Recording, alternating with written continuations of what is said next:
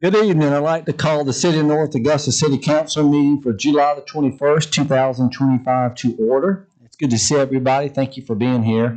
I would ask you're welcome to join me in prayer.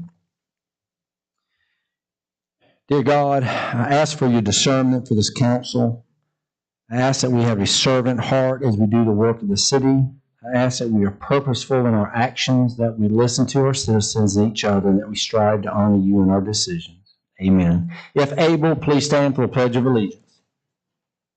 I pledge allegiance to the flag of the United States of America, to the republic for which it stands, one nation, under God, indivisible, with liberty and justice for all. All right, we're going to start my roll call starting from my left. John Felak.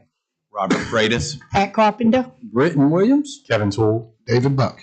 Dennis Briatico. Okay, item 4, approval of minutes. Are there any corrections, deletions, or additions to the regular city council meeting minutes of July the 7th, 2025, or the study session minutes of July the 14th, 2025? Okay, hearing none, they stand approved as distributed.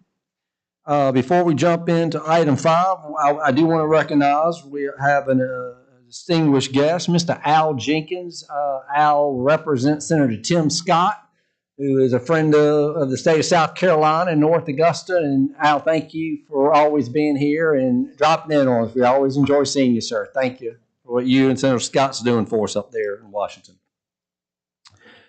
Okay. All right, this is always fun.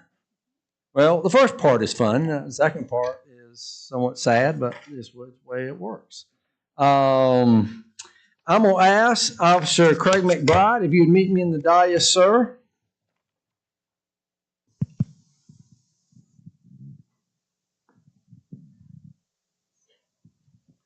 Thank you. Good to see you, sir. Okay. Craig McBride is our employee of the quarter. And you had 2 folks put your name up. So I'm going to kind of read parts of each of those. So Officer McBride is a valuable member, not only to public safety, but to the community as a whole. He has made a tremendous impact on the community through his diligent efforts in his role as the city's animal control officer. Officer McBride has worked hand in hand with organizations not only locally, but throughout the country to obtain and maintain an adoption rate that any municipality would be proud of, which is true. He comes to work with a great attitude every day that is infectious to others. He is always willing to help and often responds off duty to help the patrol shifts when we encounter situations that we're not trained for nor equipped to handle. His efforts and willingness to help are noticed far beyond his direct supervision, as he is so much of a help to other parts of public safety and to the city as a whole. There are many parts of his job that others would consider undesirable and would not want to perform. However, he performs these duties without fail and with a smile on a daily basis. And highlights from the other one is Officer McBride, under Officer McBride, our pound has raised the save rate to that of about 97% over the last 3 years, which is phenomenal. He bends over backwards, not just to help our city's animals, but also our city's people. He also gets incredibly emotionally invested in our animals. He really cares, and when we lose one, which seldom happens, it really affects him. He loves his dogs, and he loves our city. Officer McBride is an everyday hero here in North Augusta, and on his watch, one of the darkest spots in our city became one of the brightest. Our pound is no longer known as a place animals go to die. It's now a symbol of hope, strength, and second chances. So on behalf of the City of North Augusta, South Carolina Riverfront Employee of the Quarter, award to Craig McBride for April, May, and June. Thank you for what you're doing, sir, and let's give him a round of applause.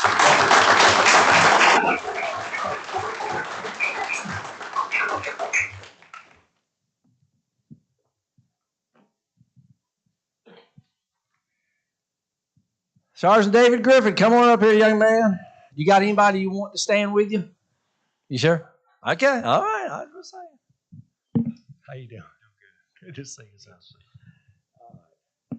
This is the part I was saying is not the happy part. Well, it's happy for him, but it's just where we are. And so David, just with gratitude and appreciation, we honor Station Sergeant David Griffin for his 42 years of dedicated service to the citizens of North Augusta and the men and women of North Augusta Public Safety. You began your career July the 13th, 1983, as a public safety officer. Through steadfast dedication and unwavering commitment to excellence, he rose through the ranks, always placing the betterment of the department and safety of the community at the forefront. In January of '89, David played a pivotal role for us when we opened Station 2, demonstrating exemplary leadership, operational expertise, and a deep commitment to public service. His calm demeanor and sound judgment earned him the respect of peers and superiors alike. And I love this here. A true mentor, David was always willing to share his knowledge and guide others in their careers. For many years, has shaped the foundation of training for every new public safety employee, ensuring that future generations uphold the values he exemplified. His legacy is one of professionalism, mentorship, and integrity. His impact on the department will endure, and his presence will be profoundly missed. So, David, thank you for remarkable service, dedication, not just what you do for the North Augusta, but how you've modeled how to serve and honor. We are just so thankful for that. And this says, David M. Griffin, appreciation for your dedication and service, July 13th, 83 to August 1st, 2025, for Mayor and City Council of the City of North Augusta, South Carolina. So there you go. And I'd love to give you the mic. Anything you'd like to share? 42 years. Mr. Mayor, I appreciate it. I think the only one in this room that's been here longer than me is Mr. Zier. He's been here forever. Yeah, we celebrated. We gave him an award for 50 about 3 years ago. 5 days after I came to work here, we unfortunately burnt down Grace Methodist Church. But over the years, I've seen public safety grow from 1 station to 3. This is the 3rd city hall we've had, and we got lots and lots of good people that work for the city of North Augusta, and the city of North Augusta is growing a lot. So y'all got some good employees working for you, and I appreciate it. Y'all taking care of me and my family. Well, some point down the road, we'll have a Station 4. We'll invite you to the ribbon cutting. All right, council, y'all get up and thank David for his service. Let's give a round of applause.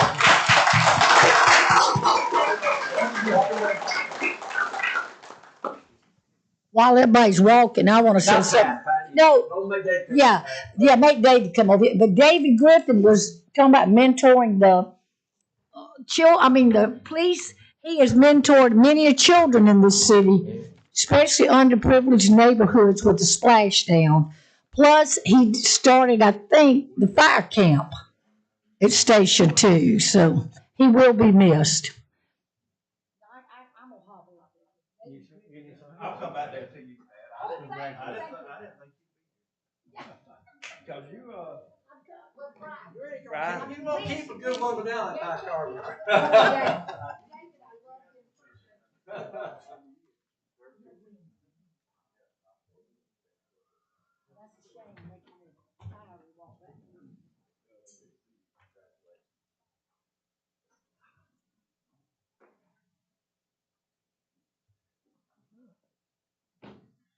It's a public safety fest tonight. I tell you what, yeah, going on.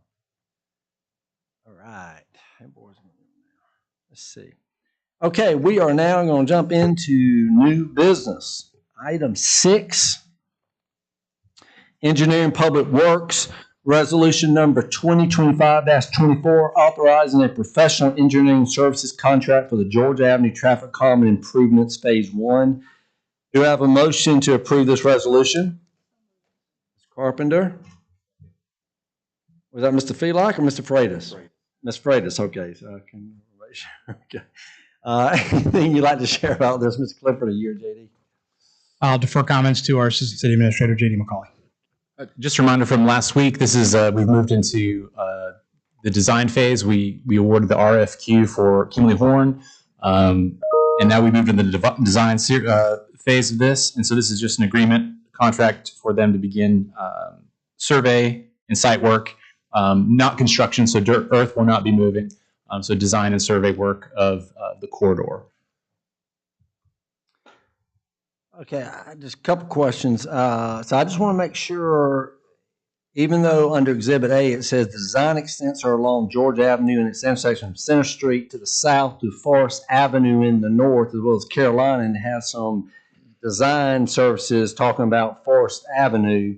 That's really phase 2, right? Or we just encompass it all now, even though we're just focused on phase 1? Well, you caught me. I was trying to sneak the roundabout in there. Okay. No. So what it is the corridor. So it's going to go from Jackson all the way down to Center of the surveying. So we're going to view that whole corridor as one section, although nothing in phase 2 is going to be executed. So the ingress and egress for that corridor is going to be included, but correct. It's going to be a holistic view, so the project doesn't have a hard stop that pedestrians and vehicles have to navigate. And I'm very impressed with the public engagement. I like the fact not only they're going to have a website to share information with the public, they'll also going to have a public information workshop for the public, which is great, as well as other communication. So I think we'll have good communication for citizens. So anyway, that was all I had. Thank you. Okay, are there any citizen comments? All right, hearing none, any council discussion? One question. Do we have a length of time of this phase, of the engineering phase? Is this a 6-month project, 12-month, 2 years?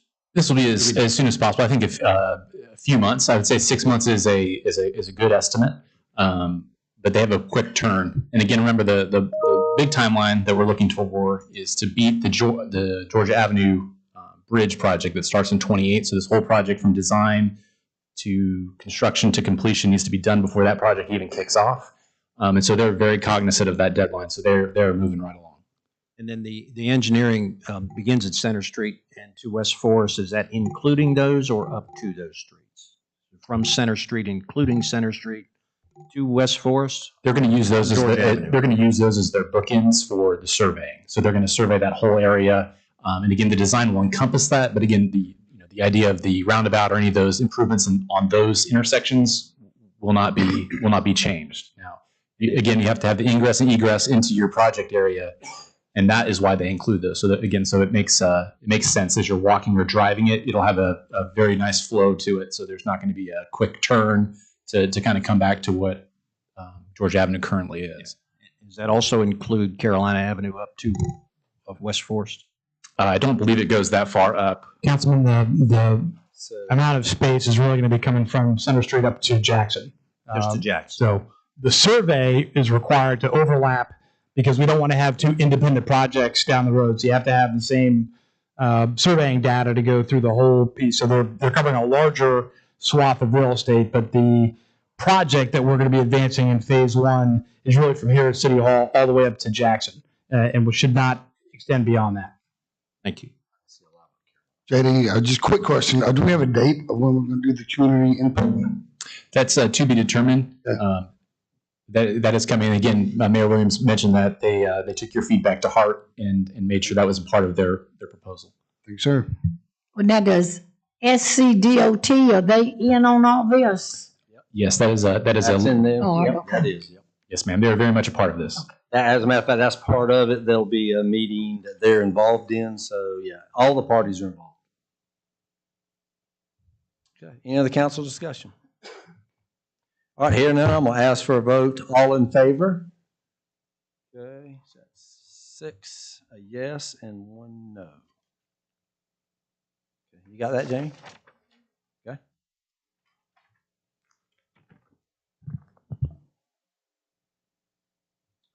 All right, item 7, Engineering and Public Works, resolution number 2025-25, authorizing a professional engineering services contract for the Crestview Woodland Drainage Improvements. Do I have a motion to approve this resolution? So moved. All right, Mr. Buck, thank you. Second? All right, Mr. Carpenter. Anything you'd like to share about this, Ms. Clifford? Just as a refresher for the council, there's a long-standing requirement for some stormwater remediation on Woodlawn Avenue. And this has actually been part of previous capital project sales tax voter referendum projects, just has not been able to get to. So what we're doing now is This allows us to go into a professional services contract to do preliminary design and engineering for this. Funding sources listed in the resolution as part of the utility fund. And we would anticipate that after we have engineering schematics, then we'll be able to move forward on a potential funding strategy for what that's going to take to fully remediate that. But this is going to be it's a long-term project. This isn't something that isn't going to get fixed in the next couple of weeks. We're going to, much like the Georgia Avenue traffic calming, this requires a full engineering survey before we can start talking about what the financial impacts are going to be and what the funding strategy is going to be. But we need to understand what the depth of the project is first. It's a good first step that we need. All right. Are there any citizen comments? Okay. Any council discussion? Any questions? All right. I'm going to ask for a vote then. All in favor? Okay. That's unanimous. Thank you. All right. We're zipping right along here and turn over to administrative reports, Mr. Jim Clifford. This might actually take the majority of the council meeting tonight. So we'll go through the utility billing system first. Some minor updates here. Next slide. No change to this one. Next slide. Again, we had some reporting last week that the line got a little backed up. The 5717 line, we were able to clear all those calls and we're responded to all the voicemails that we had. We're back down to under a 24-hour time response now for that. And that seems to be going well. We had the June 25th bills that were mailed out on July 11th. Those with the due date of August 1st. The July 10th bills are going to be mailed out tomorrow. Originally, we were looking for Friday, but they had a delay based on some of the technical aspects. That should go out tomorrow, and the due date of those will be August 11th. And then our July 25th bills should be mailed on July 29th. And as you can see, those are starting to get a little closer to their actual bill dates. And that will have an approximate due date of August 22nd. And so I anticipate on our current glide path that we'll have our billing out on the normal cycle come August. Next slide, please. So as you see there, that shows when we anticipate bills are going to be going out. So that's a Monday through Friday calendar. And so obviously we're here on the 21st.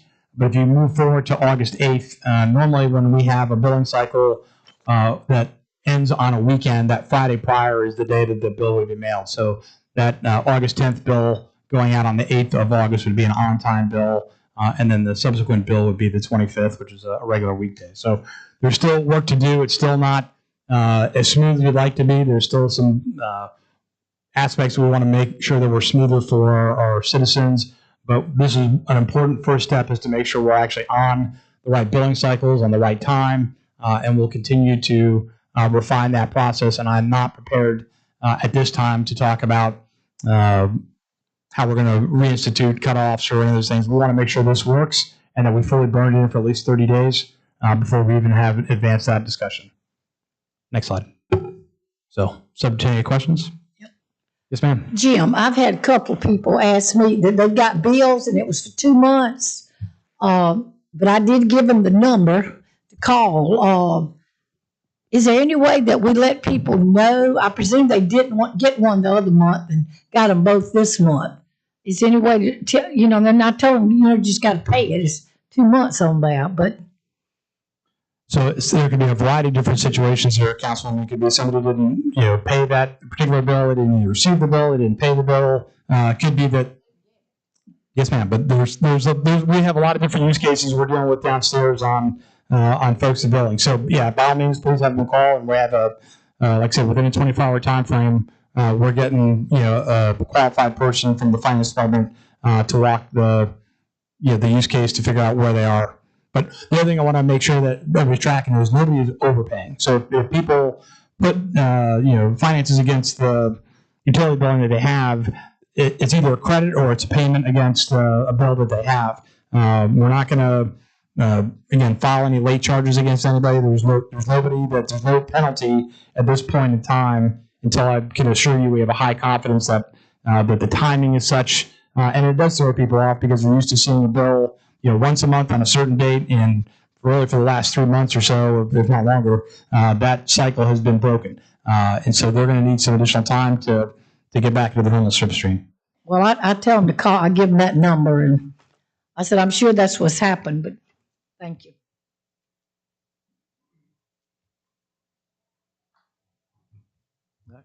So I have 3 additional updates this evening, if I may move forward.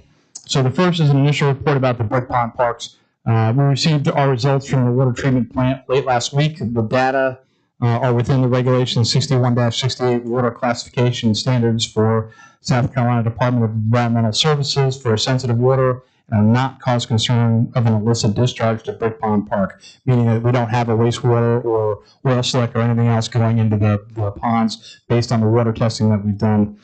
Along with this E. coli sampling, there have been no visual evidence of a sewer line overflow discharging into Brick Pond Park or resident complaints reported to the Stormwater Department this time. So I've got a brief synopsis just to kind of give you some of the technical of what has been done to date, and just so you can be forearmed on dealing with our citizens on what's really going on with the park. So on Tuesday, July 15th, our superintendent of stormwater services collected water samples and performed field tests from various areas of Brick Pond Park, including the constructed wetlands area, which was the topic of recent social media posts.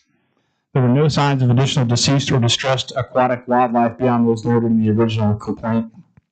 There was no evidence of any active source of contamination, meaning, soil overflows into that area. Field testing consisted of DO, dissolved oxygen, pH, and temperature. Dissolved oxygen readings range from a low of 1.23 parts per million to 4.01, and temperature range from 84 degrees Fahrenheit to 88 degrees Fahrenheit. The DO levels, while lower than optimum, are not unusual for a wetlands environment. DO levels can fluctuate significantly on a daily basis and are influenced by many factors, including water temp. Warmer water temperatures cannot hold higher concentrations of DO. It's also important to note that these constructed wetlands were not intended for the purpose of rearing fish. The city never intentionally introduced largemouth bass, which was the species identified in the complaint photos, into these ponds. Only catfish, grass carp, and bream species, which can all typically tolerate the lower oxygen levels than the bass. So the fish that we're seeing in those pictures were not introduced by the city. Someone introduced those fish, which is not something that the city staff has put in there. So I don't know if somebody was stocking the pond for personal reasons or what was going on there, but that's not something that the city instituted. And those fish obviously did not fare well in the ponds because they were not designed to be in those ponds. And as the ponds have no direct connection to a natural water body, largemouth bass would have had to be artificially introduced. The city's water treatment laboratory conducted E. coli testing of the water samples. The bottom line is the level of E. coli present is well below the SC Department of Environmental Standards safe level for natural public swimming areas. Additional samples were sent to a private laboratory for nutrient testing, which includes nitrogen, phosphorus, and ammonia. While healthy ponds need those nutrients, excessive amounts can result in harmful algae blooms, which can indirectly harm wildlife and humans, and it'll be several weeks before we get the results of those tests back. The waterfalls were repaired and put back into operation last Thursday, as well as the aerator in the East Pond. Follow-up DO testing on Friday morning, last Friday, showed a moderate increase in the constructed wetland, so that's a good sign. And lastly, we had annual herbicide treatment to control water hyacinth and other invasive weeds was scheduled for this week, and we've asked the contractor to delay that so we can let everything stabilize and then see where we're at. So the bottom line is, I know there were a bunch of pictures out there about belly up fish in the ponds. Those fish are not supposed to be in those ponds, and there are no indications in the ponds that that area is harmful for either wildlife or people associated with that, other than we don't want people inside the brick ponds. All was 2 fish.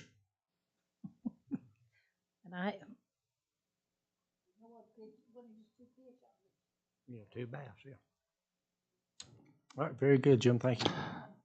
All right. Secondly, I have a staff update regarding animal control in conjunction with Chief Johnson and our city attorney, Kelly Zero. So I'll defer to Attorney Zero for his opine, but based on his research, I believe we can reinstitute the volunteer program, taking dogs from the city facilities as we update our liability waivers, which should be accomplished by this Friday. So Kelly's going to work up a new form which covers a broader range of liabilities, if you will, which will allow volunteers to take the animals from the shelter. Volunteers that sign that waiver will be eligible to participate with approval of our animal control officer. Additionally, as a result of the veterinarian's assessment of the 4 diseased puppies that we housed last week, we'll be altering our housing intakes for a period of time that runs until Friday, August 1st, to conduct an assessment. The city will continue to receive dogs during this time. However, instead of immediately housing them in our shelter, we'll be reaching out to Aiken County Animal Control for assistance in housing. In the event that shelter is full and cannot accept the dogs, Public Safety has made arrangements with a veterinarian to house any intakes at his facility during that time period. So I'll pause for any questions there. Kelly, did you have anything you wanted to add regarding the liability?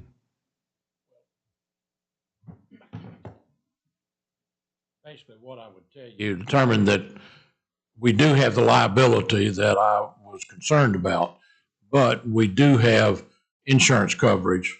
I was concerned that with some of the things that I was not aware that we were doing, that there might have been a policy exclusion, and have determined that we're still within the policy.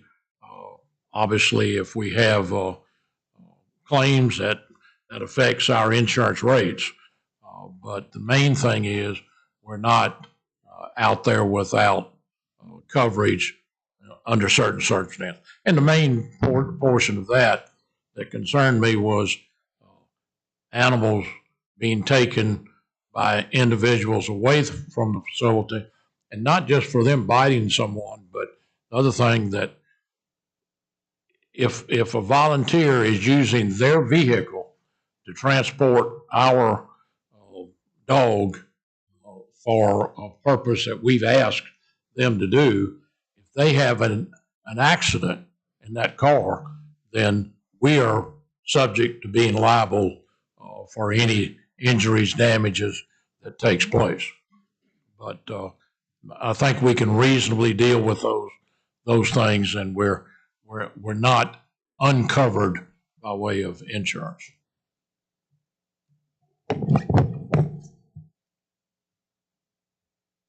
I'll pause for any questions on that topic, but I got one more update after this. Mr. Zier, at the time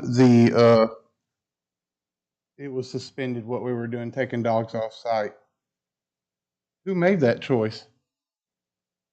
I advised them not to allow it to be done. Okay, but who actually made the decision that we're no longer allowed to take dogs off site? I made that decision. Okay, thank you. Appreciate you owning up to that. So, Mr. Zier, am I a city employee now? I'm officially covered under the city's insurance? If a dog were to come in here right now and bite me on the hand, would the city cover? No, sir. No. No. Because you're talking about health insurance. No, I'm talking about like workers' compensation and regular insurance you'd have on any employee. All the city's employees are on the same insurance, correct? Well, I think that everybody has their same coverage. I think we're talking about two different things. You're talking about your health insurance, or you're talking about liability insurance. I'm talking about the city's liability insurance. Would the city cover me if I were to fall over and break my ankle right now? Would the city's liability insurance cover me as a city employee? That's a workers' comp. Not just as a city employee. And that's where we need to go back. If you need that question answered, I need to go back to the same people with Smurf and actually ask if we have coverage. That was what I was trying to find out. I'm going to suggest that at the time we suspended the pound program, that I was a city employee and I should have never not been allowed to take dogs off the site. And if I had been allowed to take those 4 puppies to Dr. Santos, who offers antibody treatment, that most of those puppies would have lived. In fact, about 93% of dogs that receive the antibody treatment survive.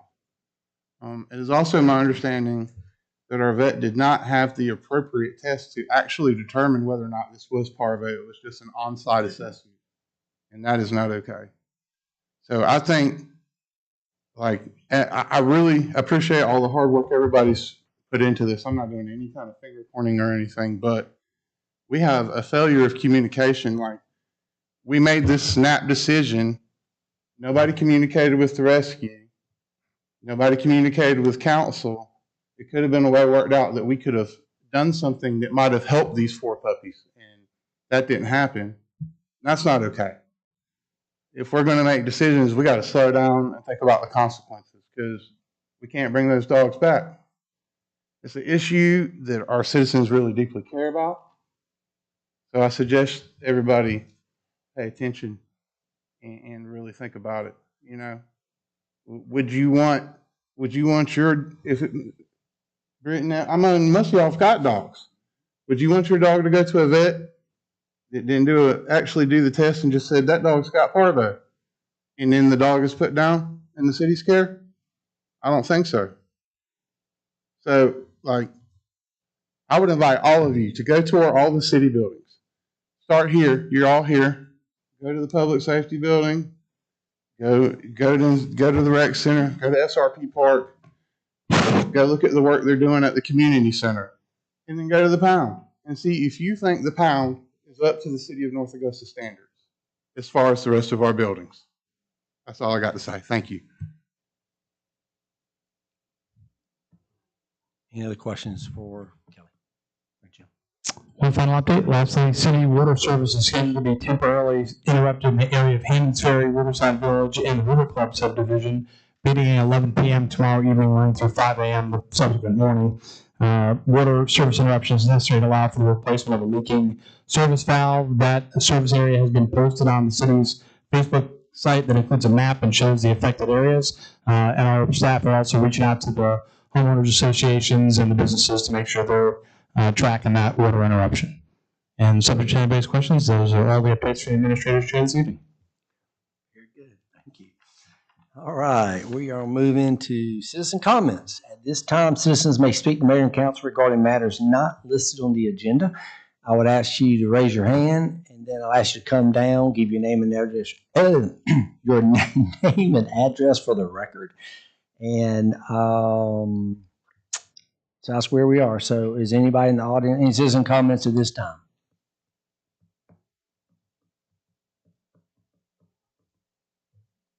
Okay. Then we're going to move to final council comments. I've got a few things to mention. So anybody else got anything? One thing I would like to note that today was the first day of school in the community. And it's amazing how much traffic increases on the first day of school. It does.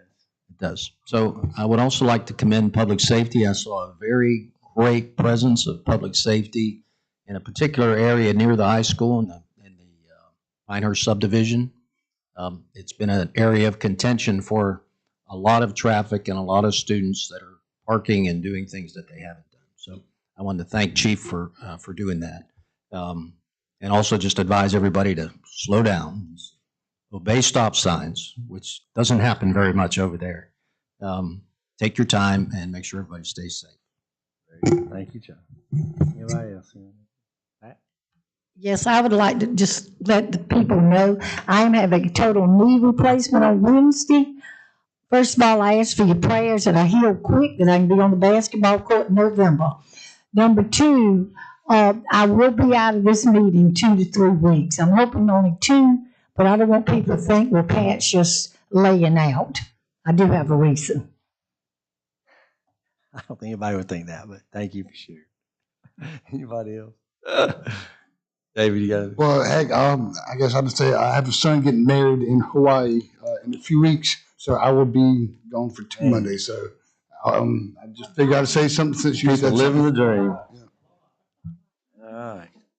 All right. Couple things. I just wanted to recognize Councilman David Buck. He graduated from the MASC, which is the Municipal Conference Institute graduate, which is a great accomplishment. We got to go across stage. They didn't give you a tassel, but you did a backflip and you were getting it. So that was fun. That was fun for him.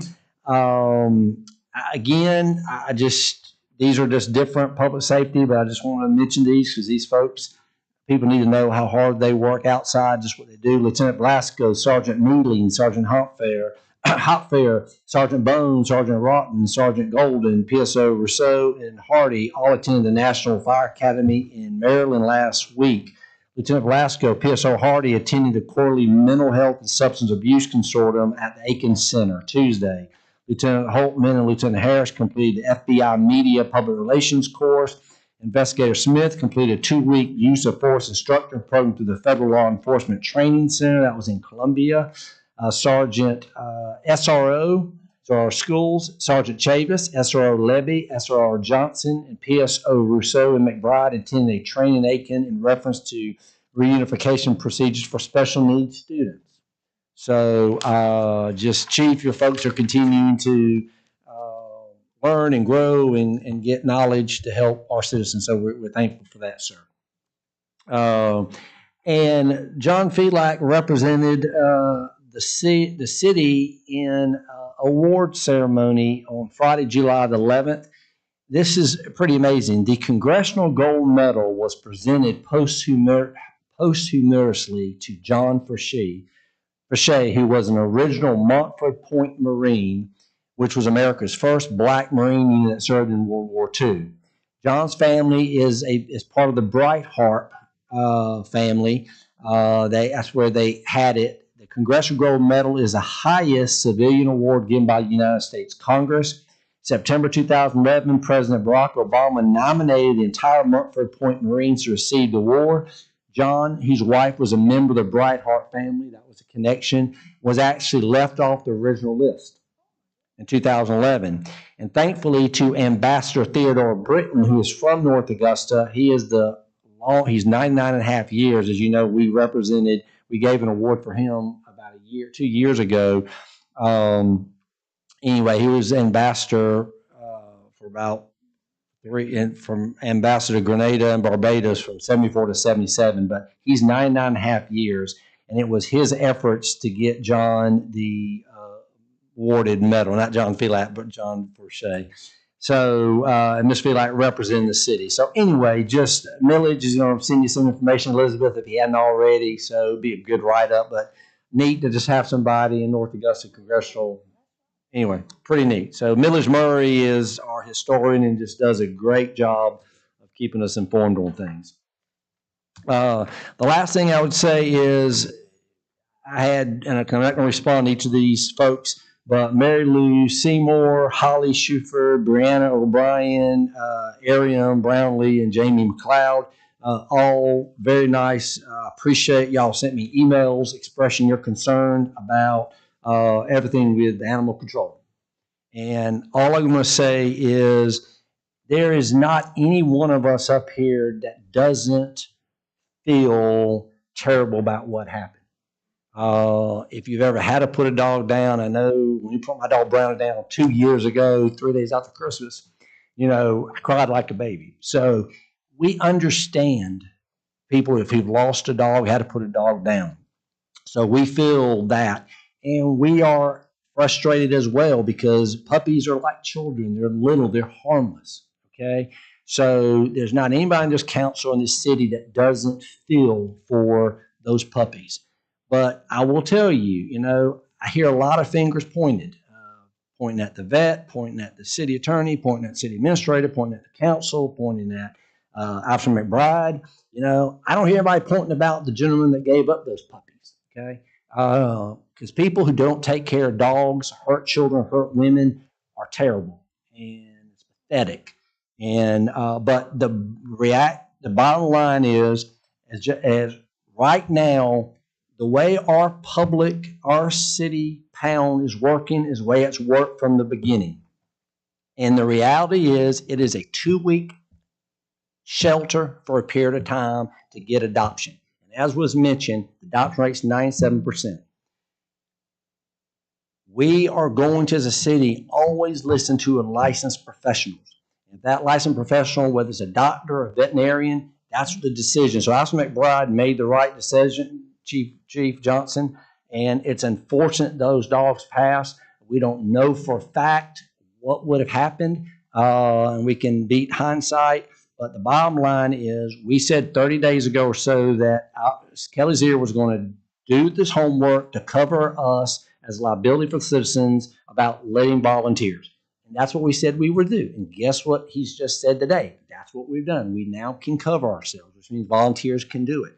It is unfortunate that 4 puppies died and another dog was hurt over that period of 30 days. But that's life, guys. And unfortunately, it's unfortunate it happened. But we have a responsibility on this election. We got elected by individuals, not animals, individuals. And we have to look at 25,000 people and what is best when we make decisions. And sometimes those decisions are not popular. Sometimes those bad happen because of those decisions. But I don't want anyone to think that we don't feel for the pain that so many people who love animals and what happened, because it's not true. It's unfortunate. Good things happen, the bad things happen at good times of good people, good animals. It's just unfortunate. But hopefully now we got our ducks in a row. Volunteers can help us get those animals to the vets, and this has got to be a learning for all of us, and that's what we're doing. So, with that being said, thank you for being here, and we stand adjourned.